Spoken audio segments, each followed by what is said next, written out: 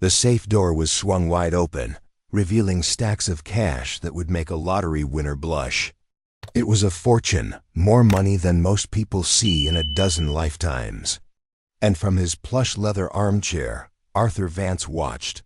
He kept his breathing even, his body perfectly still, pretending to be fast asleep. But through half-open eyes, he saw everything. That's when little Mia, all of 6 years old, walked into the sprawling office, clutching the hand of her mother, Elena. It was the start of their night shift, a routine they'd followed for the past 2 years at Arthur's company.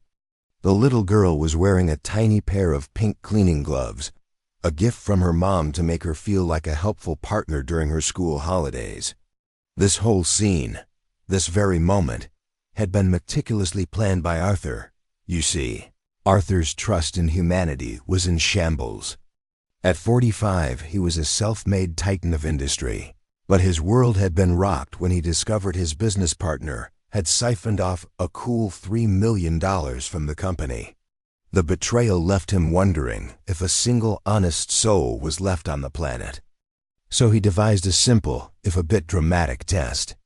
Leave a fortune out in the open and see who, if anyone, could resist the temptation. As Elena started her work, dusting the massive bookshelves that lined the walls, Mia, filled with the boundless curiosity of a child, wandered over to the huge mahogany desk where Arthur was sleeping. Her eyes went wide. She'd never seen so much money in her life. Arthur felt his heart pound in his chest. He held his breath, bracing himself for the inevitable disappointment. But what happened next didn't just surprise him, it left him utterly frozen. Mia didn't touch a single bill to pocket it. Instead, her little brow furrowed. She saw that the stacks were messy, disorganized, and so she began to sort them. With the focused precision of a miniature bank teller, she carefully arranged the bills, separating them by denomination and stacking them into neat, perfect piles. Her small hands, covered in those pink gloves, moved with an incredible gentleness, as if she were handling something precious and sacred. "Mommy," she whispered, her voice barely audible. "Mr. Vance's money was all messy. I fixed it, just like you taught me with our piggy bank coins." Elena spun around, her eyes wide with alarm. "Mia, sweetie, you can't touch the boss's things." "But it was a mess, Mommy," Mia replied with perfect innocence. "He'll be happy when he wakes up and sees it's all tidy now." Something shifted inside Arthur. A warmth spread through his chest, a feeling he hadn't experienced in years. His throat tightened with an emotion he couldn't name. This little girl, who probably counted her savings in single dollars, had just organized a fortune without a thought of taking any of it. And more than that, she immediately told her mother what she'd done, with the pure, unblemished honesty of someone with absolutely nothing to hide. Arthur didn't know it yet, but this simple, beautiful act of integrity from a 6-year-old was about to trigger a chain of events that would change everything. It would challenge his views on prejudice, redefine his understanding of kindness, and reveal the true measure of a person's worth in a way he could never have imagined. If you're wondering how a child can end up teaching a billionaire one of life's greatest lessons, you're going to want to stick around, because this story is just getting started. In the weeks that followed, Arthur became a silent observer of Elena and Mia. He learned that Elena was working 2 jobs, cleaning his corporate headquarters by night and a doctor's clinic by morning. Mia was her constant companion, quietly doing her homework in a corner or playing with a doll while her mother scrubbed floors. What struck Arthur the most was the quiet dignity with which Elena raised her daughter. He once overheard her say, "We always return what isn't ours, Mia, even if nobody is watching. Our honesty is worth more than any money in the world." He dug a little deeper and discovered Elena's story. She'd grown up in the foster care system after her parents died when she was 9. She fought her way through high school, working odd jobs to get by, but college was a dream she could never afford. At 22, she had Mia, but the father vanished the moment he heard she was pregnant. Elena had been on her own ever since, raising her daughter with fierce pride, refusing any help she saw as charity. Moved, Arthur decided to act. He secretly gave Elena a significant raise, telling his HR department to chalk it up to a pay-grade reevaluation. But this quiet act of kindness didn't go unnoticed by the wrong person. Enter Gregory Finch. He was the company's vice president of operations, a man in his 50s who had been born with a silver spoon in his mouth and had never let anyone forget it. During a budget meeting, he spotted the change in the payroll. "Arthur," he said with a sneer, "why are we throwing extra money at the cleaning staff? Specifically that one." "Elena is an excellent employee," Arthur replied, his voice flat and cold. "Excellent?" Gregory chuckled, a dismissive, ugly sound. "Arthur, you need to understand the natural order of things. Give these people an inch, and they'll be demanding the whole damn vault. It's just their nature." A hot flash of anger shot through Arthur, but he kept his face a mask of calm. Gregory was the son of a company co-founder and a major shareholder. His vile, prejudiced views had always been a tolerated poison within the company because of his influence. Besides, Gregory continued, warming to his topic, "She brings that kid with her everywhere. It's unprofessional. What kind of mother brings a child into a corporate building at night? It speaks to a lack of a proper family structure, if you ask me." That very evening, Arthur witnessed something that turned his simmering anger into a cold rage. Gregory had stayed late and caught Elena in the hallway. "Listen to me very carefully," he said, his voice low and threatening. "I know you're getting paid more than you're worth. I don't know what you're doing to get it, but it stops now." Elena went pale. "Sir, I don't understand." "Of course you don't," Gregory spat. "People like you never do. You just take what you're given, shut your mouth, and get that child out of here. This is a place of business, not a daycare." Mia, terrified by his aggressive tone, hid behind her mother's legs. Elena wrapped an arm around her, a lioness, protecting her cub. "Sir, I am just doing my job." "Your job," Gregory snarled, stepping closer, "is to be invisible. You clean and you disappear. Nothing more." Arthur watched the entire exchange from his office monitor, feeling a righteous fury build inside him. Gregory hadn't just insulted a hardworking employee. He had terrified an innocent child whose only crime was existing in his presence. Gregory had crossed a line. That night, Arthur Vance made a decision. He was done being a passive observer. Gregory Finch had shown his true colors, and Arthur had the power, the resources, and now the motivation to do something about it. What Gregory didn't know was that the very security system he had championed to keep an eye on the little people had just recorded his every venomous word.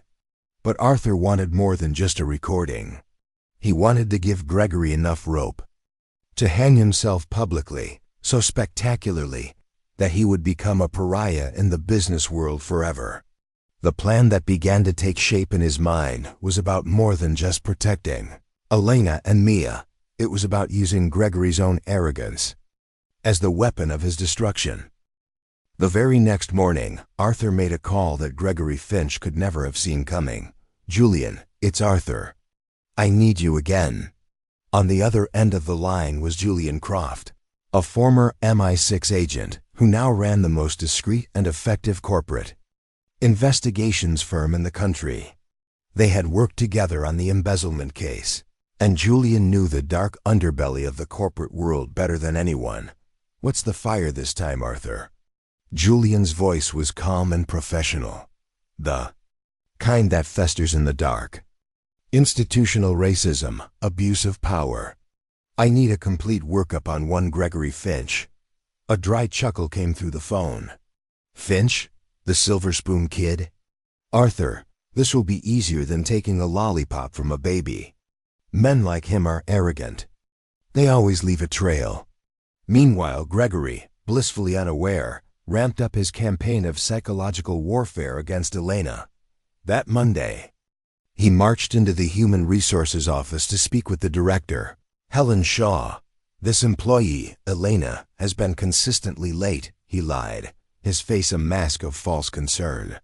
"And that child she brings along is creating a distraction." Helen, a sharp woman in her 40s, knew Gregory's reputation. Something felt off. "Mr. Finch, I'll have to check her time card records."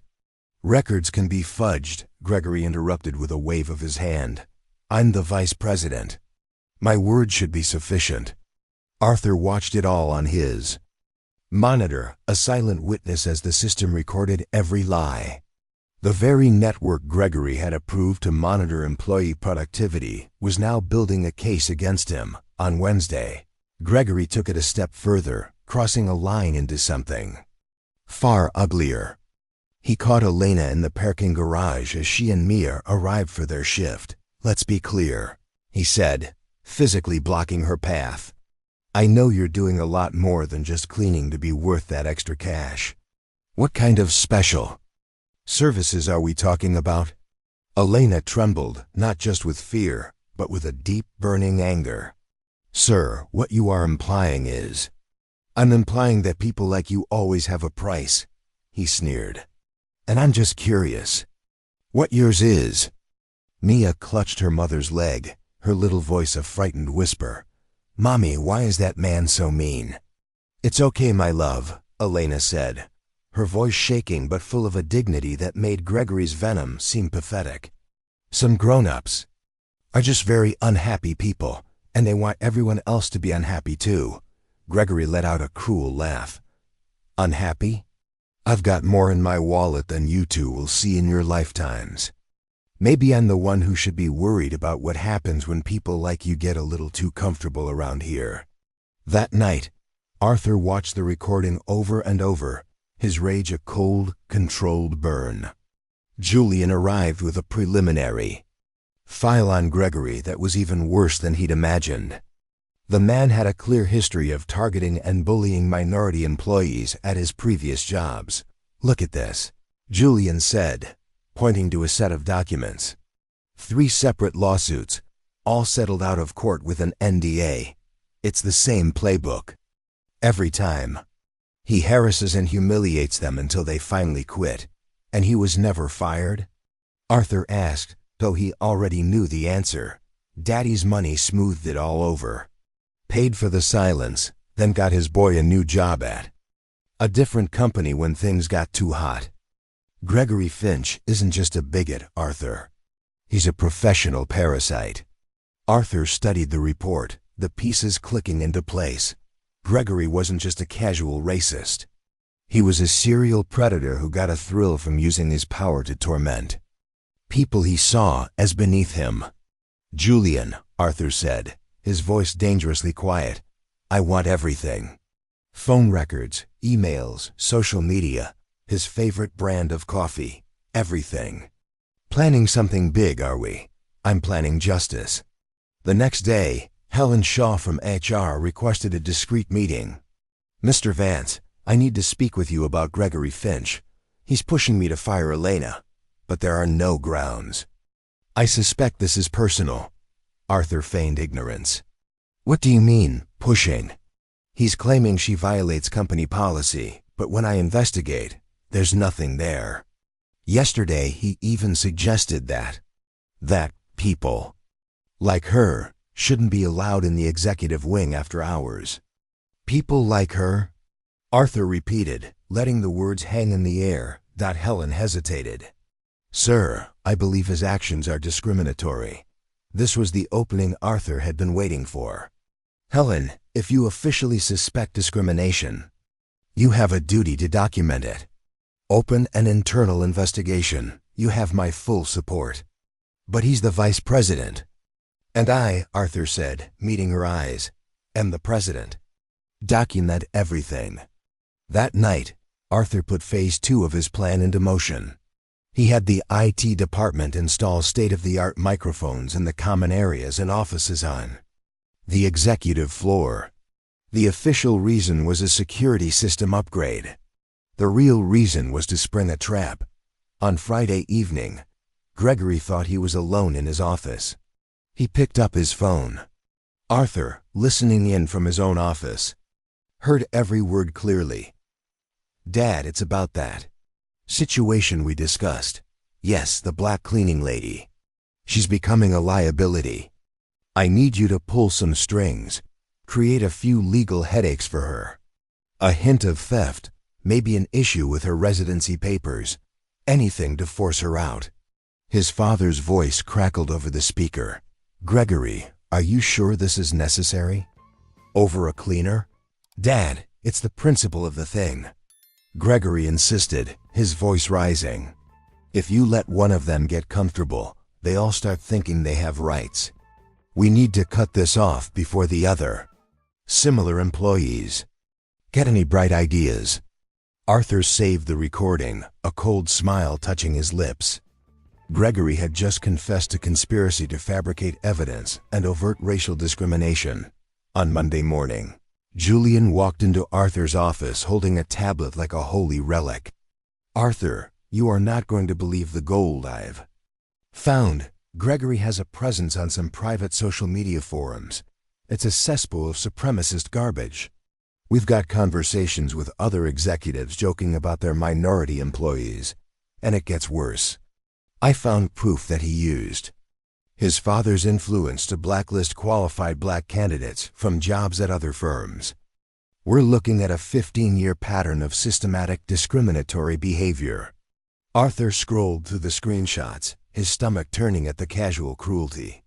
Posts where Gregory had written things like, "You have to keep the animals in their cages, and the only way to manage these people is to show them who's boss from day one.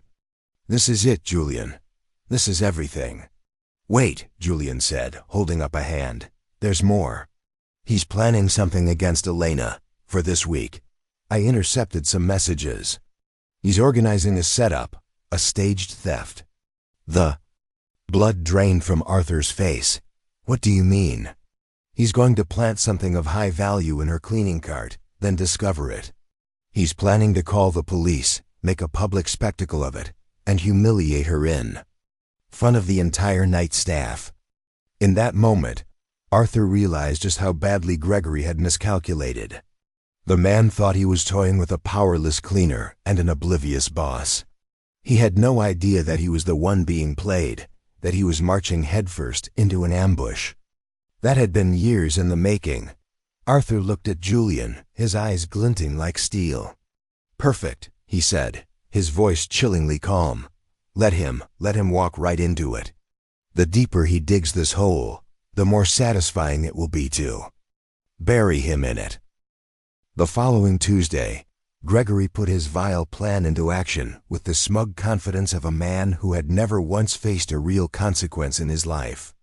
At 8 p.m., just as Elena and Mia arrived, he slipped a brand new $15,000 Rolex, a watch he'd purchased that afternoon, into the cleaning supply cart. "Perfect," he muttered to himself, watching from a camera feed in a nearby office. "I'll give her 15 minutes to get started, then walk in and catch her red-handed." What Gregory didn't know was that 2 floors above him, Arthur was watching his every move on a bank of high-resolution monitors. Julian Croft sat beside him, coordinating a team. In the parking lot, a van hummed with recording equipment, and 3 of the city's top investigative journalists, discreetly contacted by Arthur, were waiting for a signal. He just planted the watch. Arthur spoke into a small microphone. "Julian, activate the auxiliary recordings." "Confirmed," Julian replied calmly. "All cameras are live. We have angles he doesn't even know exist." At 8:20 p.m., Gregory descended to the floor where Elena was quietly working, with Mia coloring at a nearby table. He brought 2 security guards with him, feigning a routine inspection. "Elena," Gregory said, his voice dripping with false politeness, "just need to do a quick check of your supplies. We've had some items go missing recently." Elena paused her work, her brow furrowed in confusion. "Mr. Finch, I don't understand." "Standard procedure," Gregory lied, striding directly to the cart. He rummaged for a moment before his eyes lit up with feigned surprise. Well, what have we here? He pulled out the Rolex with the flourish of a magician, holding it up for the guards to see. Elena, this is a $15,000 watch. It was reported missing from Mr. Vance's office yesterday. The color drained from Elena's face. I have never seen that watch before in my life. Of course you haven't, Gregory said, his voice laced with poison. It must have just flown into your cart all by itself. Mia scrambled up from her chair, her eyes wide with fear. Mommy, what's happening? Quiet, child, Gregory snapped. Your mother has some explaining to do. One of the guards, following Gregory's prior instructions, pulled out his phone. I'm calling the police. We have a theft in progress. It was at that exact moment that the office door swung open. Arthur Vance walked in, followed by Julian and 3 other people Gregory didn't recognize. Gregory, Arthur said, his voice so calm it was chilling. I think you should hang up that phone. Arthur, perfect timing. We've caught your thief. She had your watch. Arthur actually laughed, a cold, sharp sound that echoed in the silent room. My watch? Gregory, I wear a smartwatch. I haven't owned a Rolex in my life. The smirk on Gregory's face faltered. What are you saying? I'm saying, Arthur continued, that we have you on camera purchasing that watch this morning, and then planting it in Elena's cart not 40 minutes ago to frame her. Julian stepped forward with a tablet, angling the screen so Gregory and the guards could see. Here you are planting the watch from angle 1, he said, swiping to the next video. Here's angle 2, and a lovely close-up from angle 3. We can even see the sweat on your brow as you check to make sure no one's looking. Gregory sputtered, but Arthur cut him off. Oh, but that's just the appetizer. Julian, why don't you show him the full presentation we prepared? Julian tapped the screen, and it came to life with screenshots of Gregory's vile racist posts. Need to keep the animals in their cages, Julian read aloud. That's you, isn't it, Gregory?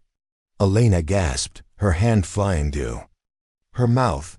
And here, Julian continued, swiping again, is the audio recording of you on the phone with your father, conspiring to fabricate legal trouble for Elena. Your exact words were, it's the principle of the thing. Prevent these people from getting comfortable. Where did you get that? Gregory stammered, his face turning a blotchy red. From the security system you had installed, Arthur said smoothly. Including the audio from that little chat you had with your daddy about framing an innocent woman. One of the strangers stepped forward. Jennifer Wu, Channel 4 News. Mr. Finch, do you have a comment on this mountain of evidence detailing systematic racial discrimination and conspiracy to commit a felony? The trap had snapped shut, and Gregory finally understood. He was the one caught in its teeth. You can't. This is illegal. Oh, you have rights, Arthur assured him. You have the right to remain silent. Because the police are on their way to arrest you for conspiracy, perjury, and harassment. And everything you've said and done will be used against you, not just in a court of law, but by the press, by this company's board of directors, and by Elena's legal team. As if on cue, 2 police officers walked in. Gregory Finch? One said, "You're under arrest." As they cuffed him, Gregory shot a look of pure hatred at Elena. This isn't over. My family has influence. Had influence, Arthur corrected him. Until 20 minutes ago, when the board voted unanimously to execute a forced buyout of all your family's shares. Your father was notified. He's already lawyered up to protect himself from you. The second reporter approached Elena. Ma'am, how does it feel to be so completely vindicated? Elena looked at Mia, then at Arthur, tears of relief streaming down her face. I feel grateful, she said, her voice thick with emotion. Grateful that there are still good people willing to fight for what's right. Arthur knelt down. To Mia's level, see, sweetie, the bad man is gone. He'll never, ever scare your mommy again. As Gregory was led away, a broken man, Arthur turned to Elena. "So, about that promotion." 6 months later, Elena walked the halls of Vance Industries not with a cleaning cart, but with a briefcase. Arthur had discovered she had an old, unfinished business degree. He not only paid for her to complete it, but created a new position for her, Director of Employee Development. Her first act was to establish a scholarship program for the children of employees, with Mia as its first recipient. Gregory Finch, meanwhile, served 18 months in a low-security prison. When he got out, he found his world had been scorched to the ground. His name was synonymous with corporate racism. No company would touch him. His wife had divorced him. His children had changed their last names, and the man who once commanded boardrooms now struggled to keep a job stocking shelves at a grocery store. 3 years later, on Mia's 10th birthday, Arthur made an announcement. He had officially created the Mia Elena Foundation, a multi-million-dollar fund dedicated to providing college scholarships to underprivileged students for the next 50 years. That same week, Gregory was fired from his grocery store job after a customer recognized him from a viral news clip and complained to the manager. His fall was so absolute, so public, it was now taught as a case study in business ethics. Classes across the country on how arrogance and prejudice can utterly annihilate a life. Arthur realized the ultimate victory wasn't in destroying Gregory. It was in building something beautiful and lasting from the wreckage Gregory tried to create. He had turned a crisis into a catalyst for positive change, proving that the best response to hate isn't more hate, it's constructive action. Elena, now with an MBA, became a nationally recognized voice for corporate equity. Mia was at the top of her class, on a fast track to an Ivy League education. And Gregory? He was just a ghost, a reminder of what happens when you underestimate the power of human decency, especially when it's backed by the unwavering resolve to do the right thing. If this story of justice and transformation resonated with you, subscribe to the channel, because we believe in sharing stories that prove that the good guys don't always finish last.